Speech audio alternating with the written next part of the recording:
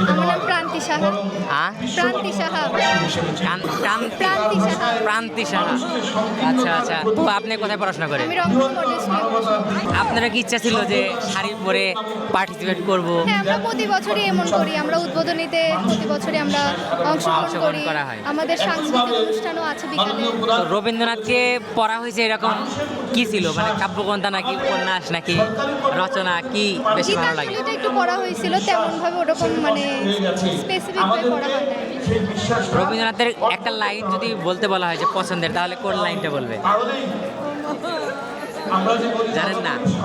জানি এখন বলে। আচ্ছা ধরেন আধুনিক গান এবং রবীন্দ্রনাথের গানগুলা, এগুলা ডিফারেন্স করলে আধুনিক মানে জেনারেশনটা কোনটা বেশি মানে পছন্দ করে? রবীন্দ্রনাথের গান বলতে কি এটা মানে নতুন রবীন্দ্রসঙ্গীত। হ্যাঁ, এটা নতুন জেনারেশনই হোক মানে পুরাতন জেনারেশন হোক, সকলেই প্রত্যেকটা গানই খুব মানে পছন্দ করে। মানে কোনো গানই অপছন্দের কোনো নেই। আচ্ছা, রবীন্দ্রনাথ এখন থাকলে আপনার কি মনে হয় যে কোন ধরনের কবিতা উপন্যাস লিখতেন? তিনি তার ধারা অনুযায়ী লিখতেন, তিনি যেমন ধারা অনুযায়ী এই পর্যন্ত লিখে এসেছেন। আপনার ইচ্ছা কি? আপনি কখনো বই লিখবেন নাকি কবিতা লিখবেন, ইচ্ছা আছে? ভবিষ্যতে যদি ইচ্ছা হয়। সম্ভব হয় তাহলে লিখব। হ্যাঁ। আচ্ছা, পার্সোনাল কোশ্চেন করি, আপনি কি সিঙ্গেল নাকি মিঙ্গেল? আমি সিঙ্গেল।